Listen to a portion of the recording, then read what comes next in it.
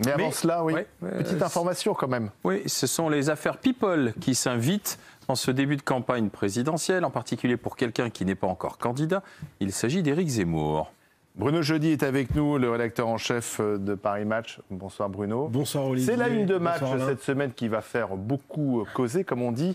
On y voit Éric Zemmour en train de se baigner avec sa très proche conseillère politique. Alors expliquez-nous, que dit cette une? Cette conseillère politique, c'est Sarah Knafo, 28 ans, énarque, que l'on voit d'ailleurs publiquement aux côtés d'Éric Zemmour depuis plusieurs jours, notamment ce week-end, lorsqu'il dédicaçait son livre à Toulon et à Nice. Ben vous venez de le dire, Olivier, vous êtes un fin observateur.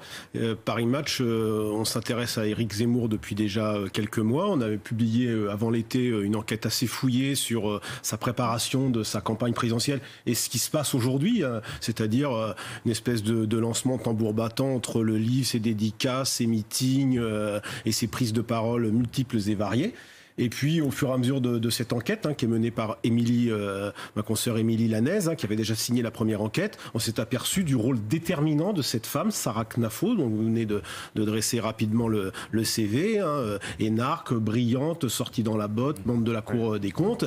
Et voilà, le rôle déterminant, absolument, ensemble. Ben, j'y viens. Oui. On s'est aperçu à quel point elle était importante dans sa vie. Le duo qu'elle forme avec Éric Zemmour. Alors évidemment, cette photo peut donner lieu à différents commentaires sur leur proximité, mais l'enquête que nous menons dans le journal, à l'intérieur des pages, et je vais faire la publicité pour mon magazine, c'est une enquête sur elle, activement. Sur son rôle, sur la place énorme qu'elle a pris auprès d'Éric Zemmour.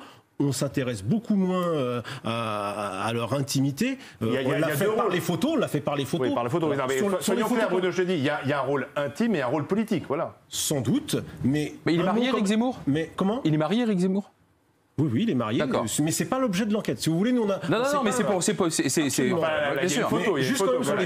Il y a une photo, c'est sa proche conseillère, et savoir quel est son statut. Mais alors, il n'y a pas qu'une photo. Intime aussi, Éric Zemmour. Il n'y a qu'une photo, il y en a plusieurs. D'accord. Alors, les photos ont été prises samedi, justement, à l'occasion de son déplacement dans le Sud, puisqu'il a tenu je ne sais pas comment on appelait ça, finalement, un meeting. C'était une séance dédicace, mais qui est devenue un meeting. Et après, il a rejoint son hôtel à la Seine-sur-Mer, puis il est allé à la plage, c'est une plage publique. Et notre photographe, évidemment, on a des photographes qui sont spécialisés dans ce type de photos. Il a fait beaucoup de photos. Qu'allez-vous répondre, Bruno, à ceux qui vont dire que vous dévoilez la vie intime d'Éric Zemmour et que ça n'a rien à voir avec le débat politique? Non, on fait une enquête sur le duo Sarah Knafo, Éric Zemmour. Fait notre travail. Vous savez, dans toutes les présidentielles, on s'intéresse. Dans toutes les présidentielles, pour ceux qui voient la une, on s'intéresse aux candidats. On se dit c'est un rôle intime et c'est sa compagne alors que c'est un homme marié, quoi. Enfin, moi, si je vois la une, je me dis ça. Non, mais après, il fait ce qu'il veut. D'accord. Là-dessus, nous, on n'a pas de commentaire à faire. Okay. Laurent Neumann, Tugdual Denis et Perrine Vasque sont avec nous également. Laurent Neumann, un commentaire sur cette une de Match. Deux commentaires. D'abord, Bruno vient de le dire, ce sont des photos qui ont été prises ce week-end. Ce week-end où il donnait deux rendez-vous à ses fans, si j'ose dire. Un premier rendez-vous à Toulon et un deuxième rendez-vous dans le cadre de la promotion de son livre à Nice. Un rendez-vous qui a tourné au meeting de campagne. Évidemment, pendant ces deux rendez-vous, il ne peut pas ne pas savoir qu'il y a des dizaines de journalistes qui le suivent, donc forcément des photographes, donc forcément des caméras. Et ce que je note, c'est qu'à priori, je parle toujours sous le contrôle de Bruno Jeudi, a priori, il ne se cache pas. Ça, c'est le moins qu'on puisse dire. D'ailleurs, dans les différents reportages, moi, j'étais pas, c'était Émilie Lanez, elle est présente au premier rang on la voit sur les images de BFM On la voit sur toutes les images, et même sur son compte. J'ai regardé son compte Instagram, le compte Instagram d'Éric Zemmour, elle apparaît même sur les images. Et la deuxième remarque que ça m'évoque, c'est que pour avoir lu son livre, il s'interroge dans son livre, dès le début d'ailleurs, où il dit est-ce que me lançant dans une nouvelle carrière de responsable politique, non plus comme observateur, mais comme acteur, est-ce qu'on va mettre ma vie privée sur la scène publique? Tous ceux qui voient Éric Zemmour en privé, il l'interroge, tous ses interlocuteurs, en disant vous croyez que, etc. Donc Éric Zemmour est préparé à ça. Et sans doute, s'il avait voulu cacher cela, il l'aurait fait mieux que ça. Néanmoins, il n'est toujours pas candidat. Il dit d'ailleurs qu'il hésite parce que ce n'est pas un homme politique professionnel comme d'autres. Tugdual Denis, est-ce que ce type de publication pourrait peut-être le faire changer d'avis s'il avait envie d'être candidat, en disant oh là là, ça y est, je rentre dans la machine médiatique, on veut tout savoir de moi, j'ai peut-être pas forcément envie de tout dévoiler.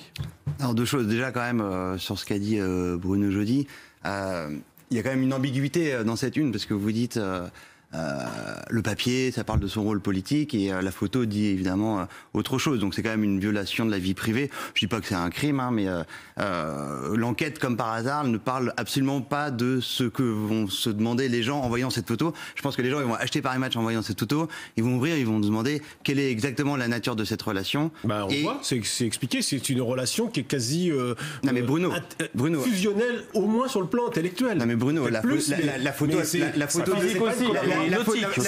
pas une collaboratrice. La photo de une raconte complètement autre chose. Après, voilà, vous jouez sur l'ambiguïté. C'est peut-être le rôle de Paris Match, mais dites pas ah non mais attendez, nous on fait juste une enquête sur le rôle politique et professionnel de Sarah Knafo. Je précise une chose, par exemple, Voici, le magazine Voici fait sa une également sur ces 2 personnalités et parle de relations intime, d'idylle même. Alors, le deuxième élément, c'est les conséquences pour Éric Zemmour. D'une certaine manière, c'est un peu comme quand il y avait eu des enquêtes de Mediapart sur des accusations et des témoignages anonymes d'ailleurs, mais de gens qui se plaignaient du comportement des femmes, hein, qui se plaignaient du comportement d'Éric Zemmour. On parlait plus de lourdeur, hein, je précise, que de choses qui relèvent du droit pénal. Bon, voilà, c'est sorti, ça n'a pas fait un scandale incroyable. Donc ça change rien, ça ?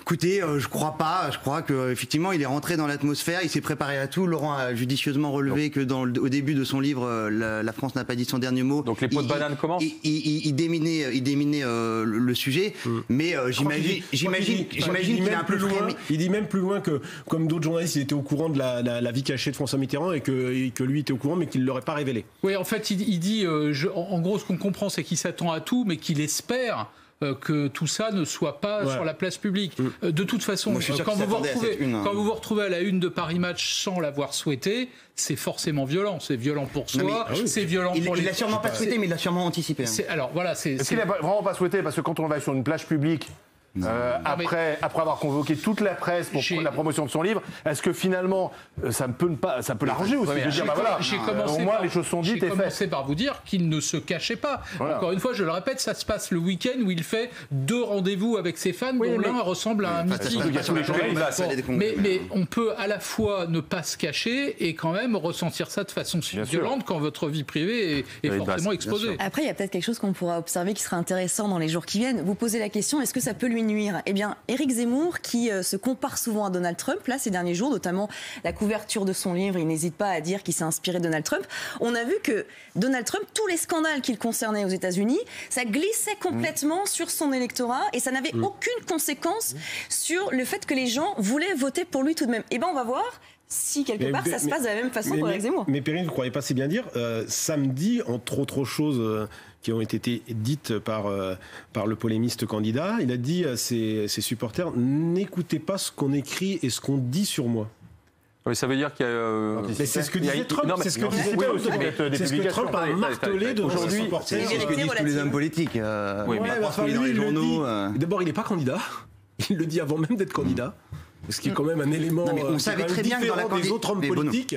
On va pas tourner autour du pot. On savait très bien que un des éléments qui freinait Éric Zemmour dans ses envies de se lancer en politique, c'était justement cette espèce de scanner absolu qui aujourd'hui est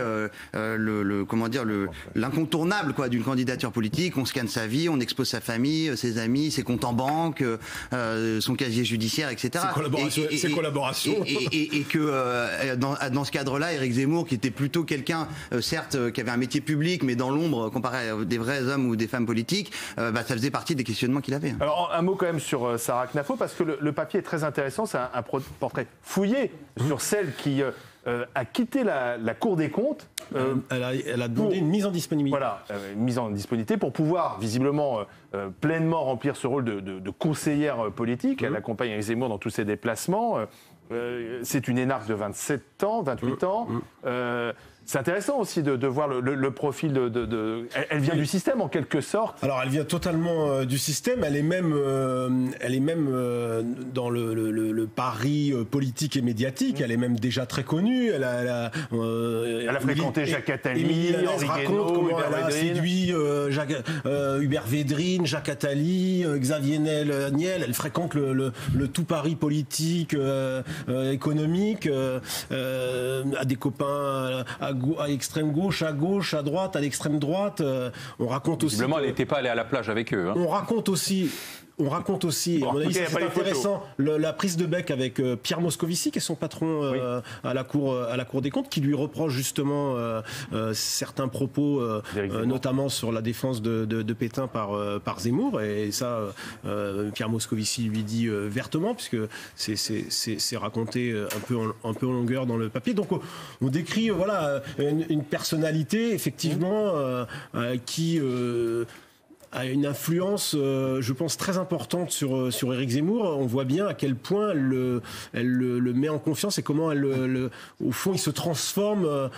Il mute en quelque sorte de polémiste à sans doute futur candidat à la présidentielle. Si je peux compléter le tableau de Bruno, où factuellement tout est vrai, il n'y aurait pas de candidature Éric Zemmour aujourd'hui à l'élection présidentielle ou de métamorphose du journaliste qui devient politique s'il n'y avait pas Sarah Knafo. C'est une forme de directrice de cabinet qui gère tous les appels entrants extérieurs, qui lui fait rencontrer des hauts fonctionnaires, qui l'aide à transformer des fulgurances, des avis, effectivement, d'éditorialistes, de journalistes, voire de polémistes, et à transformer ça en espèce de matrice politique, qui lui fait rencontrer des gens, qui gère l'intendance aussi. C'est-à-dire que c'est vraiment la directrice de cabinet. Absolument. Comme un Matignon, quoi, qui va faire la DRH, qui est en même temps la directrice financière.